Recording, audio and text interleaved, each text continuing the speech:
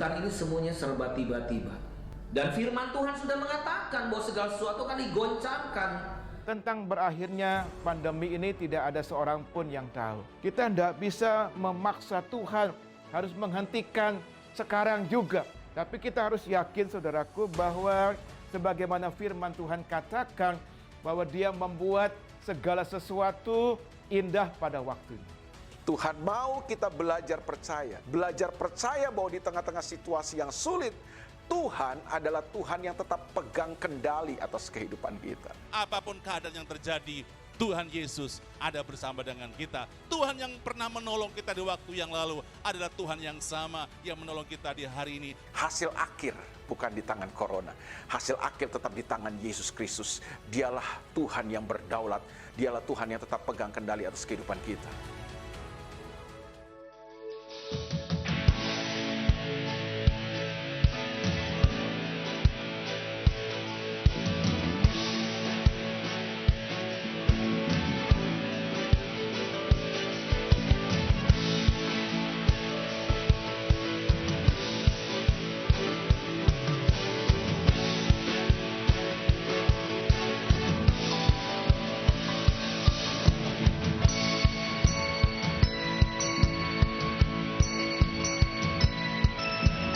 Tuhan yang luar biasa.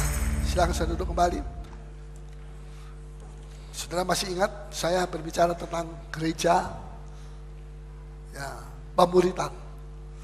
Jadi kekuatan gereja itu bukan pada jumlah seluruh jemaat.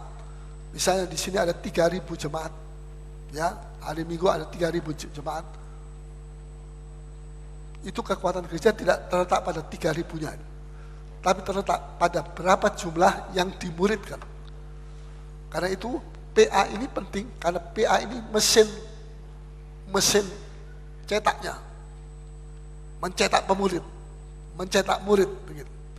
Ya, jadi kalau tidak ada PA, kita tidak mengerti bagaimana seorang murid itu harus menjadi murid. Ya, kita agak sedikit mendalam untuk mengerti seorang murid, bagaimana keadaan seorang murid. Ya, sudah tahu pada waktu Aniaya datang, Aniaya itu tadinya menjadi alat dari setan, tapi sama Tuhan dirubah jadi alat daripada Tuhan. Kenapa bisa jadi begitu? Apa Tuhan tidak bisa melakukan itu? Saya tanya, Tuhan bisa atau tidak? Kalau dia tidak bisa, dia bukan Tuhan. Dia masih lebih kecil dari setan, tapi dia bisa merubah apa saja setan lakukan, karena dia lebih besar dari setan, karena dia itu Tuhan. Amin. Ya, jadi di situ kita lihat dahsyatnya Tuhan. Itu aniaya yang didatangkan oleh saudara-saudara dari Yusuf yang jahat-jahat itu dirubah sama Tuhan jadi kebaikannya Yusuf. Dijual ke Mesir, kenapa mesti ke Mesir, jauh sekali?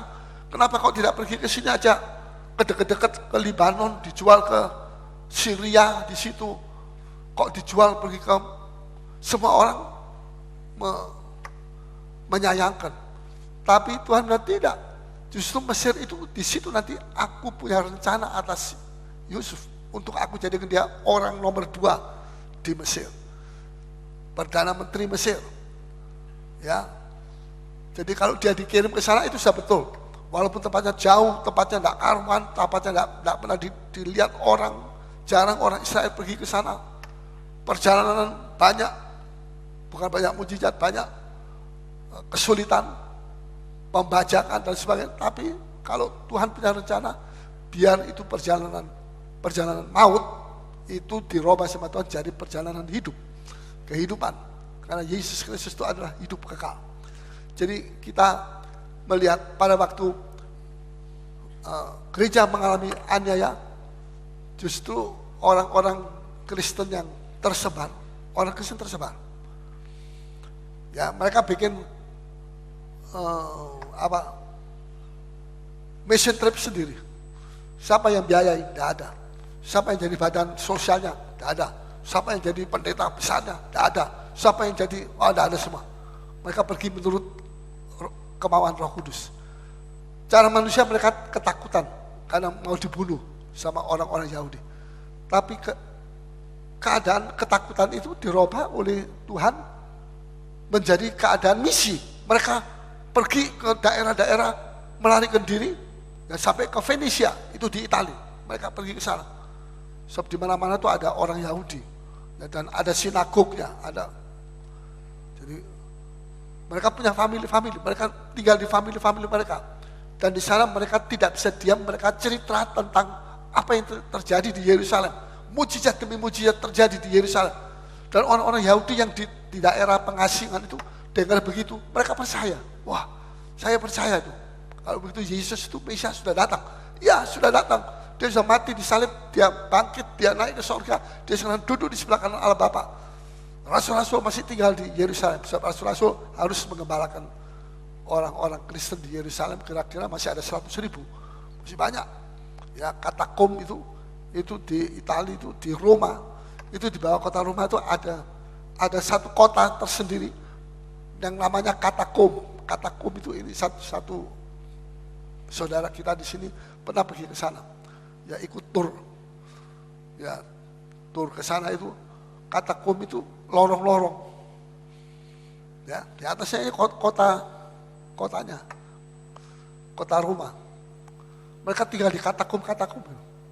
Orang bisa tersesat, bisa mati, bisa kesasar kalau tidak tahu jalan. Ya, jadi itu karena mereka dikejar-kejar oleh orang Italia, dikejar-kejar mau dibunuh. Jadi mereka bikin kota di bawah. Dan itu masih ada sampai sekarang. Ya kalau saudara punya duit pergi sana silakan. Tapi jangan sampai kesasar, tidak bisa pulang. Ya itu betul terjadi. Jadi yang meneruskan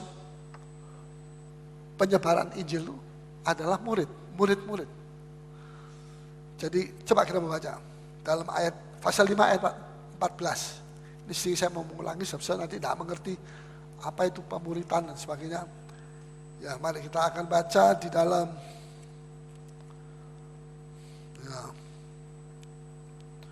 pasal 5 ayat 14, tolong bacakan.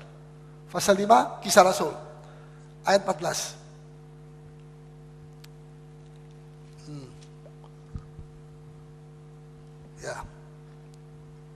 Ya. Dan makin lama, makin bertambahlah jumlah orang yang percaya kepada Tuhan. Makin lama, makin bertambahlah jumlah orang yang percaya kepada Tuhan.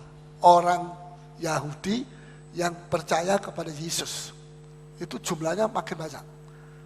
Ya baik laki-laki maupun perempuan. Sekarang kita baca pasal 6 ayat 7. Sekarang bukan jumlah orang yang percaya kepada Tuhan yang bertambah. Tapi kita baca sekarang ayat 7. Firman Allah makin tersebar dan jumlah murid di Yerusalem makin bertambah banyak. Murid. Kenapa disebut murid?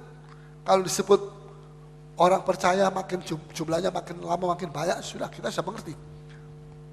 Jumlahnya orang percaya. Orang yang baru dibaptis, terima Yesus.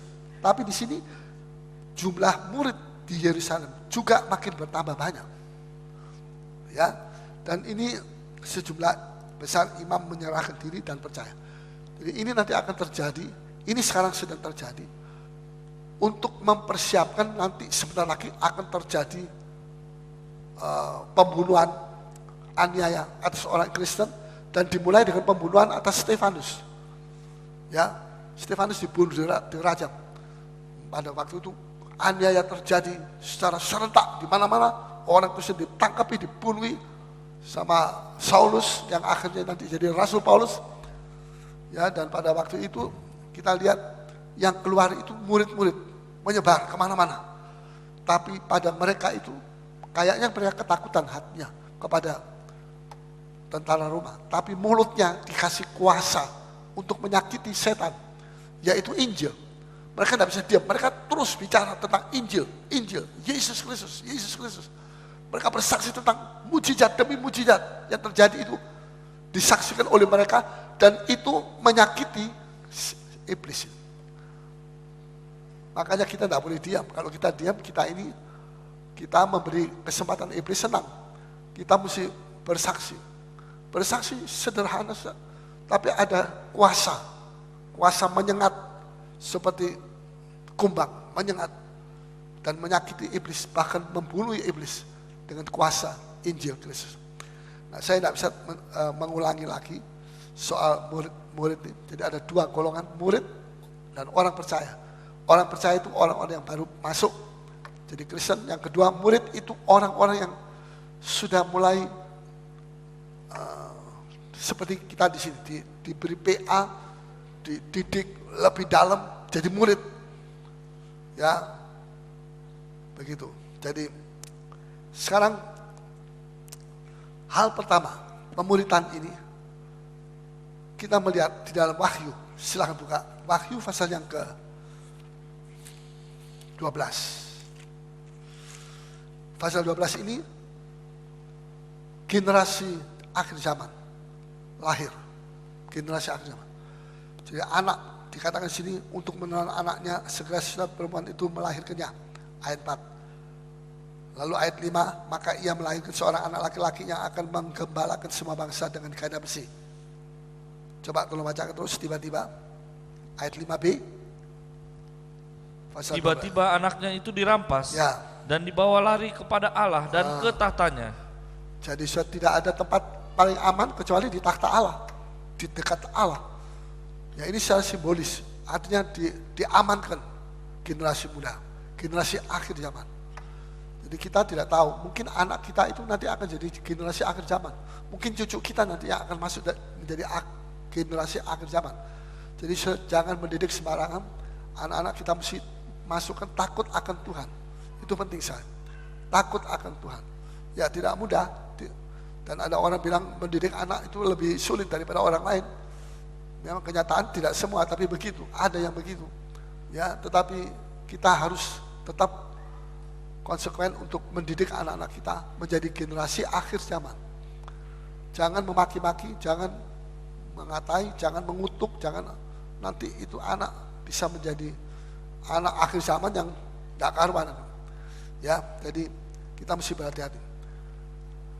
Waktunya kita ada waktunya. Di sini dalam pasal yang ke-11 ayat 1 dan 2. Coba kita baca lebih dulu supaya saya mengerti.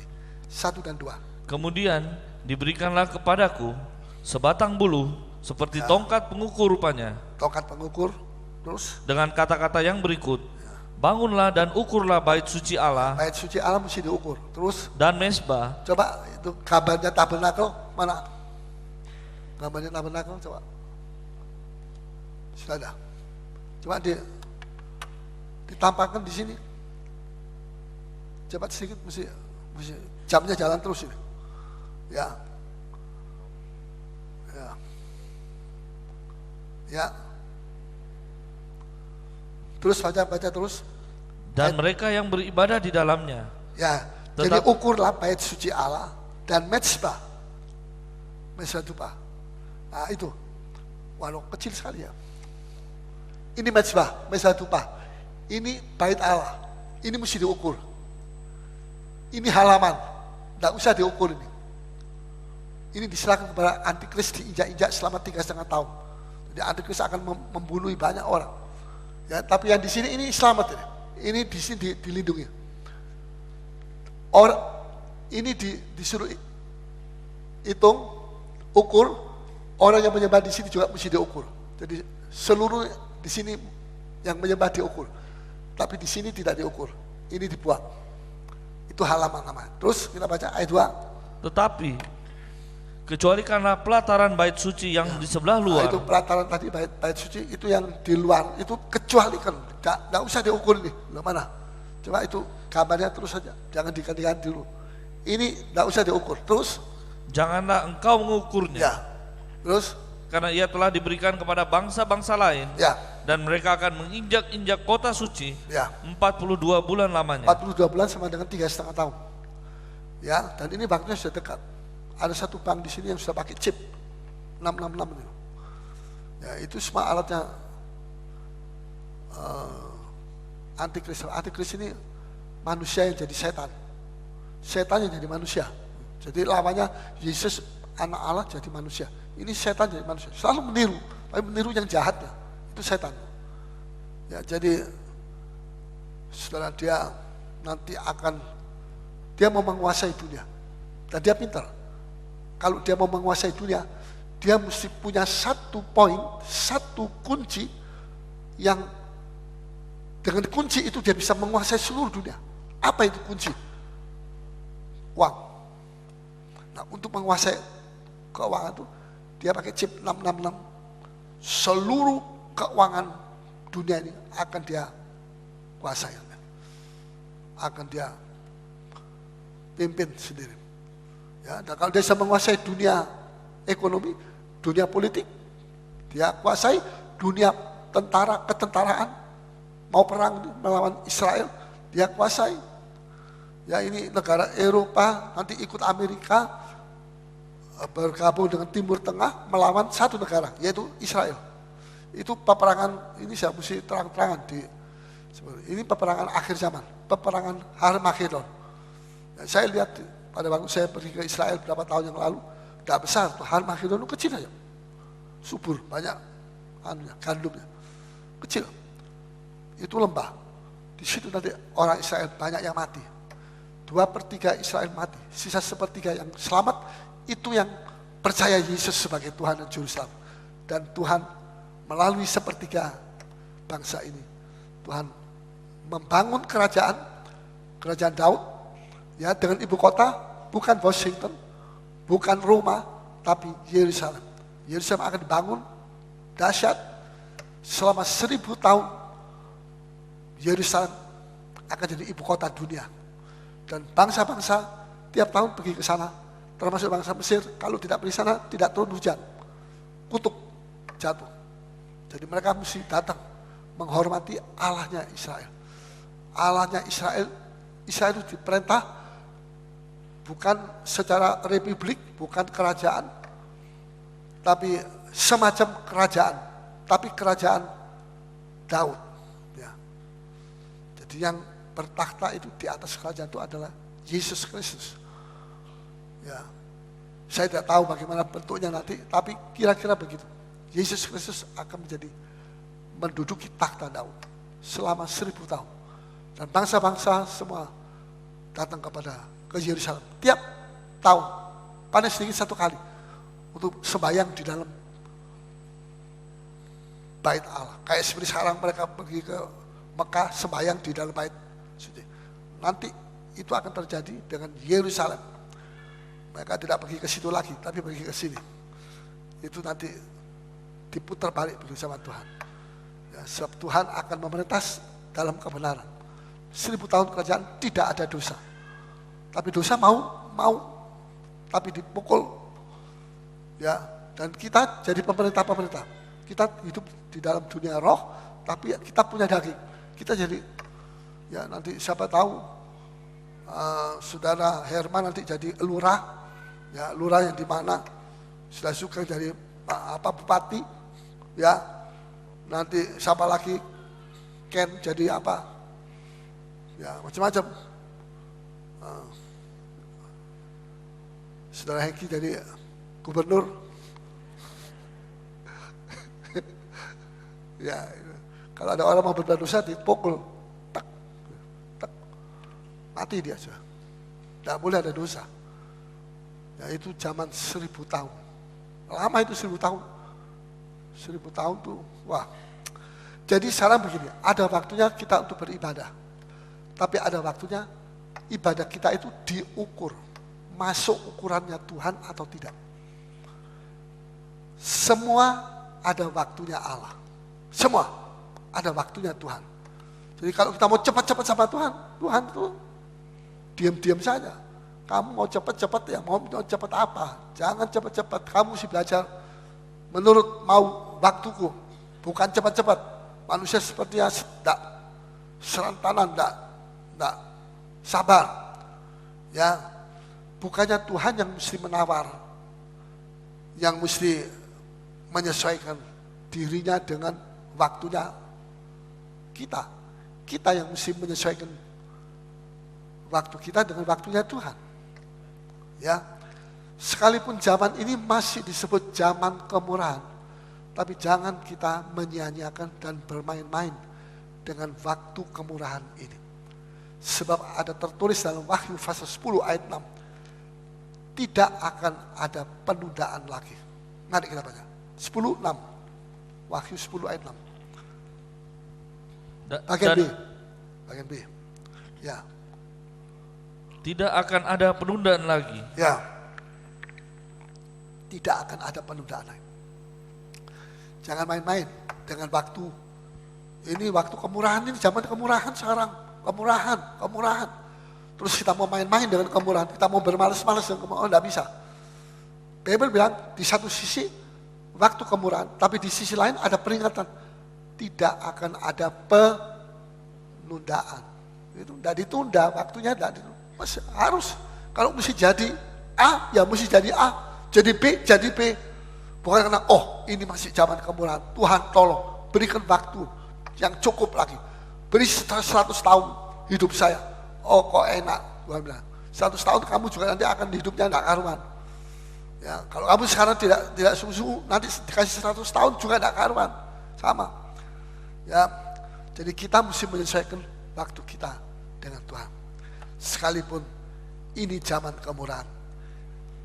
Kalau hari ini disebut hari masa persiapan, ya seperti 5 anak darah yang bodoh sama yang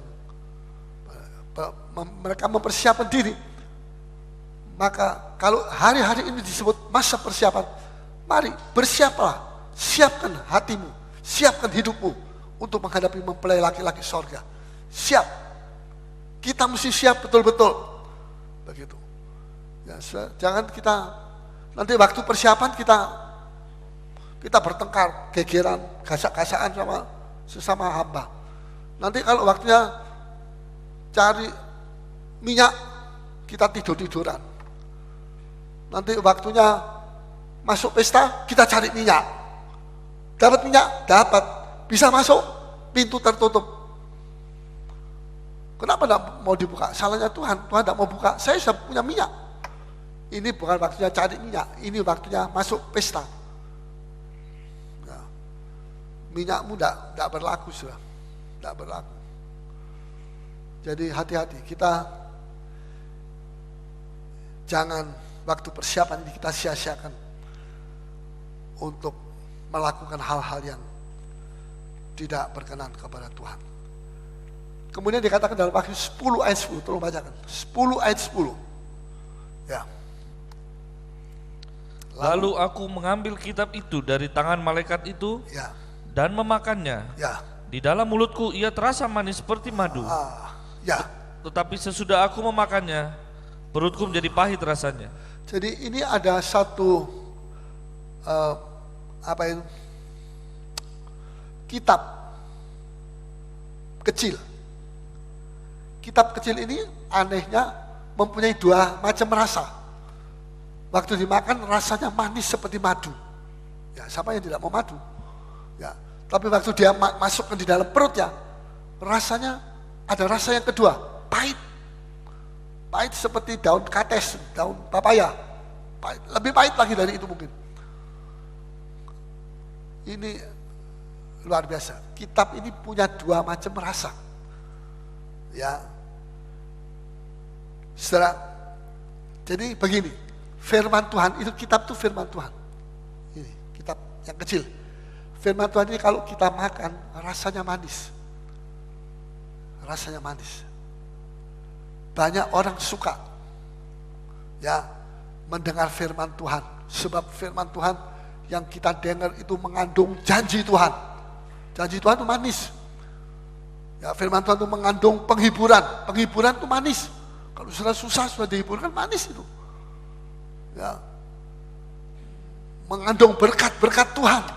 Siapa yang tidak mau berkat? Manis itu berkat. Ya, mengandung pertolongan Tuhan dan penyertaan Tuhan. Ya, kalau kita dengar firman Tuhan, semua begini.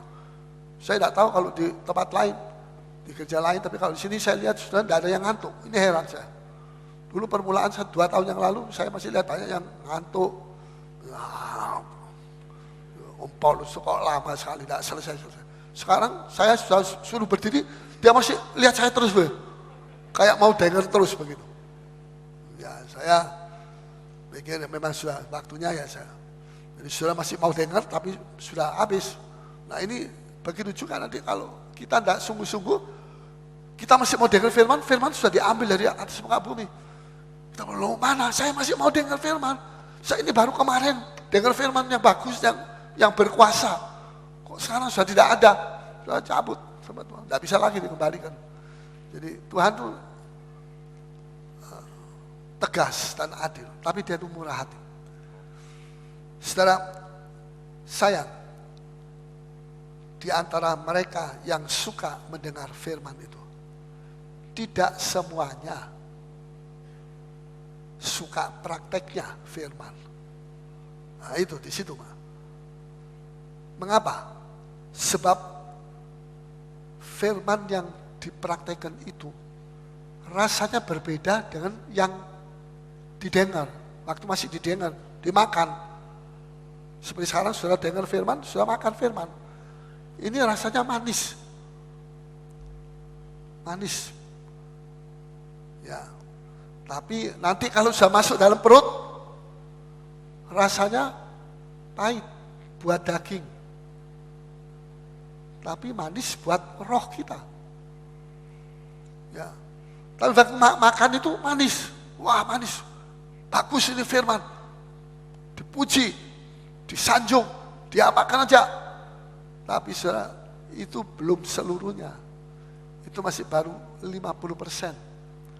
Tuhan masih minta 50% lagi. Yaitu, dilakukan apa tidak, dipraktekkan atau tidak firman-firman yang kita dengar ini.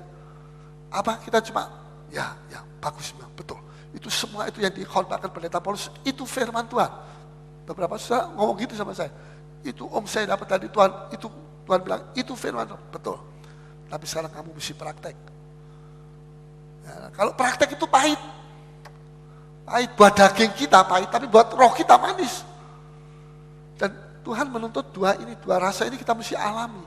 Jangan cuma mau manisnya tok. Kalau sudah pahitnya enggak mau, aku enggak mau, pahit. Jadi firman itu cuma didengar tapi tidak dihidupi, tidak dipraktekkan gitu. Kita manggut-manggut ya firman Tuhan bagus memang. Tapi prakteknya harus juga. Ya, jangan takut. Saudara pikir nanti, siapa yang bisa melakukan firman Tuhan? Saya tidak bisa. Saya ini manusia biasa. Saya mau baik, mau sabar, tiba-tiba saya sudah marah. Jadi bagaimana? Tidak bisa saya. Justru kalau saya tidak bisa, Tuhan bisa. Amin. Ya, Roh Kudus bisa. Roh Kudus akan ambil alih semua yang ketidakberdayaan. Tuhan ambil dan Tuhan akan memberikan keberdayaan yang baru dari Roh Kudusnya. Namun sepahit-pahit mempraktekkan firman, masih lebih pahit masuk zaman antikris 3,5 tahun dianiaya. Percaya Yesus? Percaya. Keluarkan lidahmu. Potong. Ya. Perempuan-perempuan yang hamil diperkosa. Anaknya dilahirkan dengan force majeure, dengan paksa, macam-macam. Ya, mereka begitu kejam. Selama 3,5 tahun ini aniaya itu kejam. Jadi saya bilang, sepahit-pahitnya kita melakukan firman, pahit, firman Tuhan itu pahit. Ya, masih lebih pahit kalau kita mesti masuk di dalam zaman antikris. Ya, ini kita mesti pikirkan baik-baik. Ya, Bible bilang berbahagialah orang yang mengalami pahitnya firman Tuhan, praktek firman. Itu berbahagia.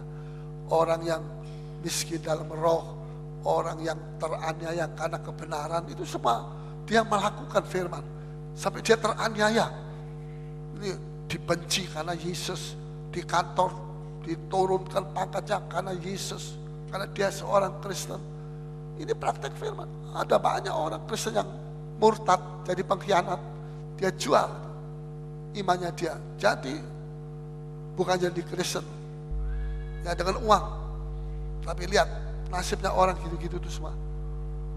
Matinya tidak karuan. Matinya ada yang didor, ada yang macam-macam. Itu terjadi. Kita tidak bisa main-main dengan Tuhan. Mati muda banyak. Ya, karena Bible sudah bilang itu mesti terjadi. Nanti Kristus itu dijual. Banyak Petrus. Kita kalau baca soal Petrus kita rasanya geram. Tapi sekali kita sendiri menjual Kristus dengan jabatan kita, dengan apa dan sebagainya. Nah, kita mau dijadikan murid untuk kokoh, teguh. Nah, itu murid. Tidak bisa didiam,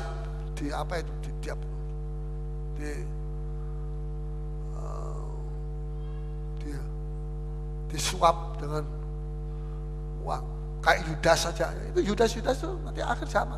Makanya Tuhan izinkan itu satu murid itu jadi Yudas, jadi pengkhianat, supaya Tuhan kasih contoh kepada kita bahwa itu dulu 2000 tahun lalu sudah terjadi. Muridku, salah satu muridku yang aku angkat seizin Bapak, itu akan jadi pengkhianat. Dan sekarang akan ada banyak pengkhianat juga akhir zaman, banyak. Tapi Tuhan tidak gentar. Injil tidak akan merosot, akan lebih terus, lebih kencang. Ya, jangan sudah pikir bahwa karena ada gitu-gitu terus kekristenan ini merosot. Oh, kecuali kalau Tuhan tidak berdaya, kalau Tuhan bukan Allah yang hidup, boleh itu terjadi. Tapi Allah kita Allah yang luar biasa. Allah kita Allah yang hidup dan tidak pernah dia lemah, selalu dia kuat. Haleluya. Makanya sudah kita mesti sungguh-sungguh, karena kita punya Allah yang dahsyat. Ngapain kita mau maju mundur? Ya, mari kita sungguh-sungguh. Berbahagialah orang yang mengalami pahitnya praktek firman sekarang. Kenapa? Karena mereka tak usah masuk di zaman aniaya antikris selama 3 tahun. Tak usah masuk situ. Tak usah masuk situ. Ya. Sebab itu dikatakan berbahagialah. Tidak dikatakan berbahagialah orang yang masuk zaman antikris. Tidak ada itu ayat itu. Tapi berbahagialah orang yang tidak masuk zaman antikris. Ya. Yang masuk zaman antikris, itu nanti aniaya dahsyat sekali. Saudara, ini saya tidak menakut-takuti, tapi supaya sudah tahu. Ini mesti terjadi. Mau tidak mau sudah mesti. Tapi ada janji perlindungan Tuhan. Ya, yang diukur itu nanti tidak akan masuk di zaman antikris. Jadi setelah kita melihat di sini,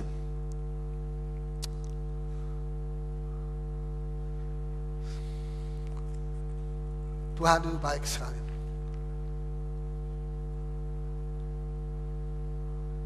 Kita melihat pada akhir zaman ini yang tidak diukur, tadi kita sudah baca dalam pasal 11 Wahyu ayat 1 dan ayat 2. Ya. Kalau saudara tidak mau diukur, kalau saudara tidak mau masuk dalam zaman antikris,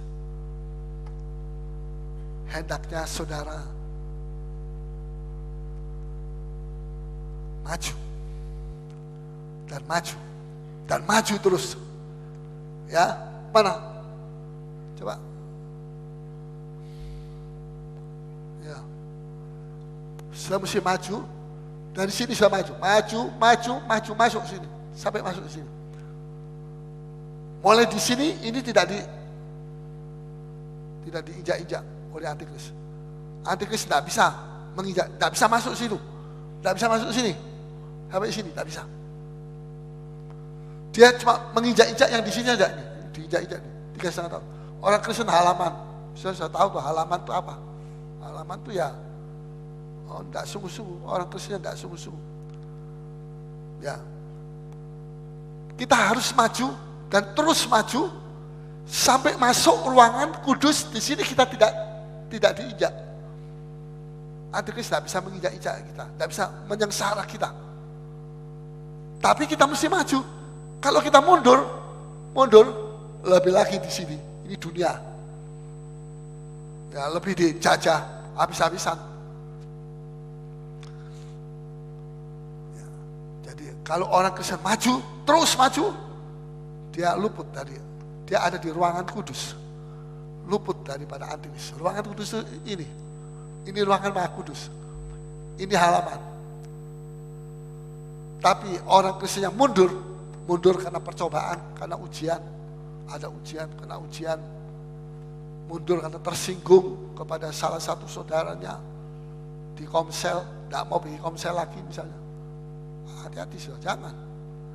Kita tidak melayani manusia, kita melayani Tuhan. Ada orang Kristen yang simpan marah, sudah saya mundur, saya simpan marah, simpan pahit hati sama saudaranya, tidak mau menyelesaikan, bersungut-sungut.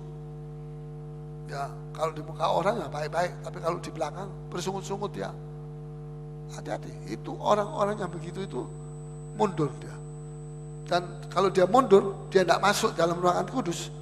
Sebab yang di ayat 22, tetapi kecualikan pelataran bait suci yang di sebelah luar. Kecualikan pelataran bait suci. Jadi halaman bait suci itu kecualikan. Tidak usah diukur, karena itu sebelah luar dan akan diberikan kepada bangsa-bangsa lain. Itulah ini, antikris. Ya, ada orang Kristen tidak tahan diolok misalnya, karena Kristus tidak tahan dia diolok. Apa artinya kita diolok begitu saja, tapi kita masuk di dalam kedatangan Tuhan Yesus yang kedua kali. Daripada kita mau dihargai, kita mau dipuji, tapi kita masuk zaman antikris, kita mesti pilih salah satu.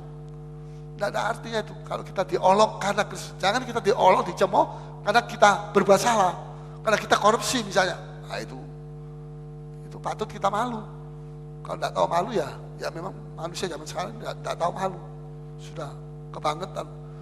Tapi kita tahu bahwa kerajaan surga itu adalah kerajaan yang Tuhan sediakan bagi kita sekalian. Amin. Nah, selanjutnya antikris tidak bisa menginjak-injak ruangan kudus itu. Tidak bisa masuk ke ruangan kudus. Antikris tidak bisa menguasai sejengkal tanah di sini. Pojok sini aja tidak bisa. Ini mulai dari pintu kemah ini semua sudah daerahnya Tuhan. Ya, kita dibawa ke situ. Kita disimpan di situ. Ya. Tempat yang aman adalah ruangan kudus. Tempat yang paling aman. Puji Tuhan. Ya. Jadi di dalam ruangan kudus ini ada 3 alat. Ini meja roti. Roti firman Tuhan, meja roti. Roti saja firman Tuhan. Ini PA, ini meja roti. Yang kedua, pelita emas. Itu kebaktian hari Minggu. Kebaktian penuh kesaksian, penuh sukacita. Dan satu alat lagi, mezbah dupa, itu penyembahan. Hari Kamis. Belum banyak saudara yang datang hari Kamis. Ya baru 4 ini. Ini kan ada 6 itu. Masih 2, masih belum. Mari datang. Ini saatnya kita. Ada 3 kita mesti penuhi. Jadi jangan hati kita kosong. Mesti ada 3 alat. Ya. Nah, puji Tuhan. Jadi sekarang ini Anda harus sudah tahu posisi Anda ada di mana. Ada di halaman, bertobat saja masih 70%. Baptisan air belum. Gimana? Ayo, mari. Baptisan air perlu. Saya berapa minggu lalu, hari Jumat sini, saya calling ada 15 orang yang baptis. Hari Minggu pagi sama Minggu sore juga ada beberapa, banyak, kira-kira hampir 40 ada. Ya. Berapa? Ya. Jadi ini tempat yang aman. Ini tempat aman.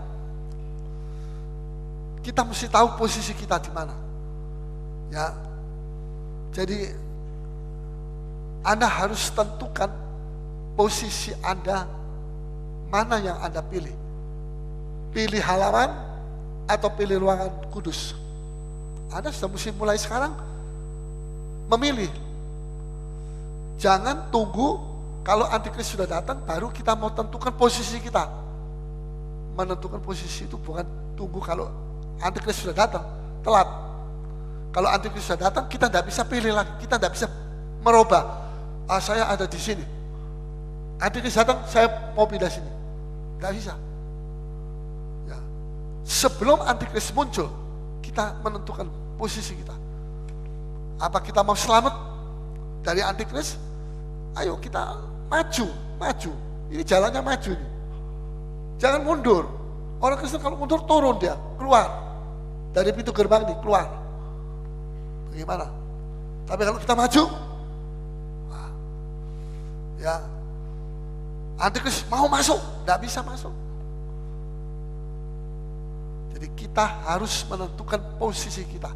Kita harus tahu di mana posisi kita sekarang. Ya, haleluya.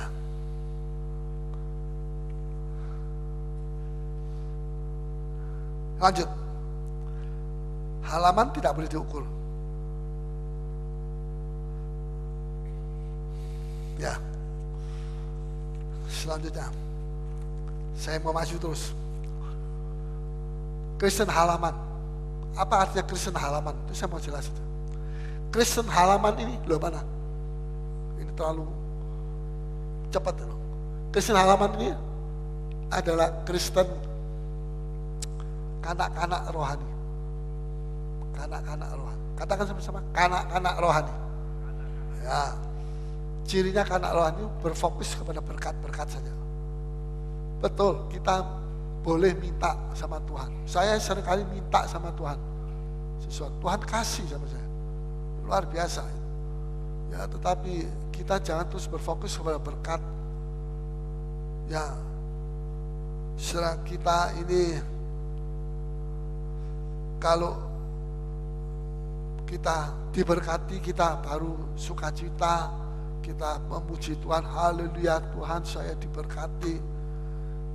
Ya, tapi kalau kita mesti melalui ujian, percobaan, kita cepat lupa akan kebaikan Tuhan. Kita lupa firman Tuhan apa yang kita ajar itu, kita lupa semua. Kita menggerutu, kita ngomel, kita marah, kita simpen hati. Ya, jangan begitu. Itu fokusnya kepada berkat. Kalau ada berkat, wah puji Tuhan. Kebaktian jam 9, setengah 10 pagi, jam setengah 9 dia sudah duduk di sini. Ya. Boleh, bagus, tapi harus stabil. Ya. Kalau kita melalui ujian, kita juga harus stabil. Kita mesti berfokus seperti Matius 6 ayat 33. Coba tolong baca. Matius 6. Carilah kerajaan sorga dengan kebenarannya, maka apa yang kamu butuhkan akan ditambahkan. Coba tolong baca ayat 33. Tetapi carilah dahulu kerajaan Allah dan kebenarannya, maka semuanya itu akan ditambahkan kepadamu. Ya, carilah kerajaan sorga dahulu. Dahulu itu berarti mesti lebih dulu, didulukan. Ya, dan kebenarannya, maka semuanya, semua yang saya perlukan, apa saja kekhawatiran sudah apa saja, semua akan ditambahkan kepadamu. Ya, akan ditambah. Sudah nanti akan diberkati oleh Tuhan. Jangan berfokus. Amin. Ya, saya hidup dari kemurahan Tuhan aja. Saya percaya bahwa saya tidak hidup dari perpuluhan, saya tidak ambil uang perpuluhan. Saya percaya, saya tidak ambil dari uang perpuluhan. Ada beberapa saudara bilang, Om ambil saja Om. Enggak. Ya, saya sudah happy. Mau punya uang berapa banyak sih? Nanti tidak bisa tidur, mikirin uang terus. Ya, jadi hidup ini bukan karena uang. Kalau uang nanti terus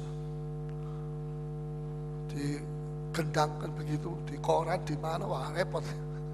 Ya. Ya. Tapi firman Tuhan ini yang menjadi kerinduan saya terus. Tiap pagi, siang, sore, malam, tengah malam. Ya apalagi kalau firman-Nya belum selesai itu saya cari terus. Tidak tahu, saya tidak ada orang yang paksa saya untuk berbuat itu. Tapi sejak saya dipulihkan sama Tuhan, berubah sama sekali, semua saya berubah. Ya, dan itu kemurahan dari Tuhan. Manusia hidup bukan dari roti saja, tapi dari setiap perkataan yang keluar dari mulut Allah. Ya, jadi tidak ada salahnya kita minta kepada Tuhan, tidak ada salahnya. Tapi jangan kita berfokus kepada itu. Apa saja yang diukur? Menurut 1 Tesalonika 5, ada beberapa yang saya ambil dari situ. Ada beberapa yang saya ambil dari tempat lain. Yang pertama yang mesti diukur sukacita. Sukacita kita itu sukacita murid atau sukacita orang biasa. Kita bisa bersukacita karena dipuji orang.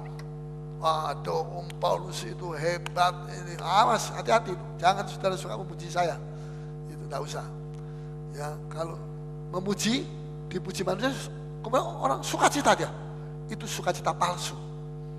Itu sukacita karena dipuji oleh manusia. Itu sukacita bukan dari Allah. Tidak diukur sama Tuhan, tidak masuk ukuran. Ya. Ada orang bersukacita karena perbuatannya dilihat oleh orang. Wah, ini hebat ini. Ya. Jadi memuji dilihat oleh orang. Dia senang. Itu bukan dari Tuhan. Itu sukacita bukan dari Tuhan. Ya. Sukacita yang sia-sia. Dalam mengukur sukacita kita, Tuhan tidak memakai ukuran sentimeter, ukuran manusia. Sukacita dari manusia sendiri itu labil. Sukacita yang tidak bisa kita harapkan. Pada saat kita mengharapkan, sukacita sudah hilang, terbang dia. Ya. Sukacita itu bisa datang dan bisa pergi. Itu sukacita manusia. Lain kalau sukacita itu diukur oleh Tuhan Yesus sendiri. Sukacita yang bagaimana? Yang diukur Tuhan. Nah, dapat uang 100 miliar itu sukacita yang diukur sama Tuhan? Enggak. Begini, dengarkan. Bersukacitalah kamu kalau kamu jatuh dalam percobaan. Dan karena kamu tahan dalam percobaan sampai akhirnya mahkota kehidupan menjadi milikmu. Berbahagialah kamu. Itu Yakobus pasal 1 ayat 12. Itu sukacita yang kebahagiaan yang diukur sama Tuhan. Ini masuk ukuran. Bukan di halaman, enggak masuk ukuran. Ya. Sukacitanya bagaimana? Yang masuk ukuran Tuhan. Bersukacitalah kalau kamu diolok karena Kristus. Di kantor kamu diperlakukan seperti tidak benar. Doakan orang itu nanti akan bertobat. Jangan doakan minta kutuk, salah. Doakan supaya orang itu bertobat. Ya, bersukacitalah jikalau orang mencemooh engkau karena Kristus. Itu sukacita yang diukur, masuk ukuran dia. Bersukacitalah kalau engkau dibenci karena Kristus, bukan dibenci karena kamu korupsi, karena kamu jadi maling, jadi apa itu, jadi Pak Luka, bukan. Itu salah sendiri itu, dia mesti bertobat. Tapi kalau jadi dibenci karena Kristus, surat Petrus bilang, itu yang bagus. Ya, murid itu harus punya sukacita karena diolok, karena disindir, diapakan, tidak apa-apa. Ya, dalam Matius 5 ayat 10, coba dulu baca, sukacita daripada Allah ini diukur oleh Allah. Matius 5 ayat 10. Ya. Berbahagialah orang yang dianiaya oleh sebab kebenaran, karena merekalah yang mempunyai kerajaan sorga. Ya, karena mereka lah yang punya kerajaan sorga. Berbahagialah orang yang dianiaya oleh sebab kebenaran. Nah ini, oleh sebab kebenaran. Ya, kalau sudah disuruh korupsi, kamu korupsi aja. Kita semua ini korupsi di sini. Kamu juga korupsi. Tidak, saya tidak mau. Kemudian sudah diledek, sudah dibenci, dianggap orang suci, dianggap orang Kristen itu aneh, tidak mau duit, tapi mau hidup dari apa? Kalau tidak ada duit, makan apa? Makan batu, makan kerikil, wah macam-macam. Anakmu berapa? Sudah banyak, ya mau makan apa? Nanti kalau kamu tidak korupsi, tidak cukup, macam-macam. Ya, tapi sudah tetap teguh. Jadilah seperti burung Raja Wali. Dia bisa terbang seorang sendiri di dalam badai. Dia berani terbang sendiri. Ini Raja Wali, makanya namanya Raja Wali, walinya raja. Ya, ada burung. Dulu saya sering lihat tahun 50-60an di Surabaya. Misalnya saya tidak pernah lihat lagi. Itu burung kalau terbang, tidak tahu di sini masih ada. Terbang itu berbanyak-banyak terbang, bisa model V, bisa model X, bisa model turun begini, jalan. Wah, kayak akrobat dari pesawat terbang. Ya, mereka selalu bersama. Tapi Raja Wali itu tidak pernah bersama, sendiri. Saudara sendiri yang tidak korupsi mungkin itu berarti saudara Raja Wali di hadapan Tuhan. Jadilah Raja Wali. Ya, sebab Tuhan suka akan orang yang dianiaya karena kebenaran. Karena kebenaran, bukan karena kita nyuri duit kemudian kita dihina-hina, dicemooh, tapi karena justru kebenaran. Ya. Yang ketiga, yang kedua atau ketiga? Kedua, ya kurang sedikit saya kasih doa yang diukur oleh Tuhan. Doa-doa kita ini diukur sama Tuhan. Seorang murid harus mempunyai doa yang diukur oleh Tuhan. Orang bilang tiap hari saya berdoa 2 jam, tiap hari, 120 menit tiap hari. Tapi saya mesti ingat bahwa Tuhan tidak mengukur doa kita dengan menit. Tuhan ukur doa kita mesti 120 menit, 2 jam. Ukuran Tuhan bukan menit. Bukan berarti tidak perlu doa lama. Perlu. Siapa yang menikmati hubungan intim dengan Tuhan, ya, dia tidak akan merasa puas kalau dia berdoa cuma setengah jam, seberapa jam, selesai terus berdiri, capek, aduh habis sembahyang. Enggak, kalau saya habis sembahyang saya segar, ya. Jadi bukan diukur menitnya, tapi tidak berarti bahwa tidak perlu doa lama. Ya, orang tanya sama saya berapa lama Anda berdoa setiap hari. Saya bilang bukan lamanya, tapi intensitasnya, intimitasnya. Sementara saya menyembah Tuhan, ya bisa meneteskan air mata, bisa menangis seperti anak kecil, bisa sukacita, bisa. Nah, jadi tidak membosankan, ya. Jadi kalau orang itu menikmati hubungan intim dengan Tuhan, dia tidak akan merasa puas kalau doanya cuma seberapa jam misalnya. Tidak akan puas ya, saya tahu tidak akan puas. Ya, ada orang berdoa itu berapi-api, rasanya mau meledak. Tapi ketika mereka sudah hampir sampai kepada jawaban doa, mereka capek, mereka berhenti, mereka hentikan doa itu. Sehingga jawaban doa itu tidak mereka terima. Itu seperti anak-anak kecil yang nakal, gedor-gedor, ya, kemudian tuan rumah mau keluar, mau buka, mereka dengar tuan rumahnya mau buka, begitu mau dibuka mereka sudah lari semua. Nah, itu seperti anak-anak nakal begitu, ya, mereka mengetuk pintu sudah mau dibuka sama Tuhan, mereka sendiri kabur. Perlu ketekunan. Ini tekun itu artinya melakukan terus menerus. Itu namanya tekun. Jangan terus langsung ditinggalkan begitu. Ya, tidak membosankan. Doa yang ditakuti oleh iblis adalah doa yang disertai ketekunan.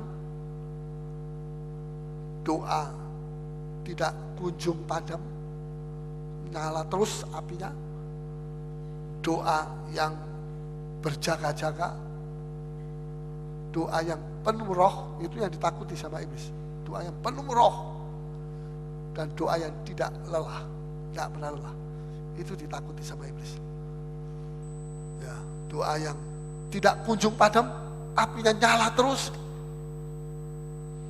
Ya, doa yang berjaga-jaga, doa yang tekun. Tekun itu artinya terus. Pada waktu Petrus jalan, dia jalan di atas air, dia jalan dengan iman. Tapi ketika dia lihat gelombang, dia takut. Imannya tidak terus, dia masuk. Dia bilang, Tuhan tolong saya, Tuhan. Tuhan tarik dia. Petrus, di manakah imanmu? Pada waktu Petrus jatuh dan masuk tenggelam itu, dia perlu apa sebetulnya? Perlu apa? Ayo jawab. Perlu apa? Perlu resep yang lebih hebat, Om. Resep apa yang lebih hebat? Tidak ada yang perlu. Wow. Bantuan, dukungan yang lebih hebat, Om. Ya kalau orang di tengah laut mau sendirian, mau sama siapa? Sebenarnya dia tidak perlu apa-apa. Dia bisa jalan karena iman. Pada waktu dia melihat angin itu, dia tidak perlu resep baru. Dia tidak perlu obat baru. Dia cuma perlu obat yang lama, yang namanya percaya. Tapi teruskan itu percaya. Terus percaya. Jadi pada waktu dia turun, dia mulai jalan, dia perlu iman. Tapi pada waktu dia mau tenggelam, dia perlu terus, imannya terus. Bisa mengerti? Jadi cuma beda satu kata saja, terus. Di sini dia jalan, dia pakai iman. Waktu dia mau tenggelam, dia perlu terus pakai iman. Satu kata saja itu, terus itu. Tidak perlu dirubah, kasih resep lain kayak seperti dokter gitu. Tidak cocok ini resepnya. Terus. Ya. Saya tidak kata bahasa ini ya. Berdoa sudah hebat. Tapi beberapa doa-doa saya akhir-akhir ini yang sangat diberkati dalam perjumpaan saya dengan Tuhan. Itu seringkali diawali dengan doa yang kering dan doa yang banyak gangguan, yang ada nyamuknya, yang ada apanya, yang ada keringnya, telepon, ya belum lagi handphone, ya, ada banyak gangguan. Doa-doa yang sangat diberkati itu seringkali saya mulai dengan doa yang kering dan banyak gangguan. Nah itu saya ngaku terus terang. Ya, tapi ketika Roh Kudus Sampai satu saat beberapa menit kemudian Roh Kudus datang mengambil alih doa-doa saya itu. Maka mulai saat itu doa itu berubah menjadi sebuah perjumpaan dengan kekasih Yesus Kristus. Dan saya berdiri saat itu di hadapan Sang Raja. Saya bisa menyembah Tuhan. Saya bisa hancur hati. Bahkan sementara saya menyanyi di sini, saya masih berdiri di situ.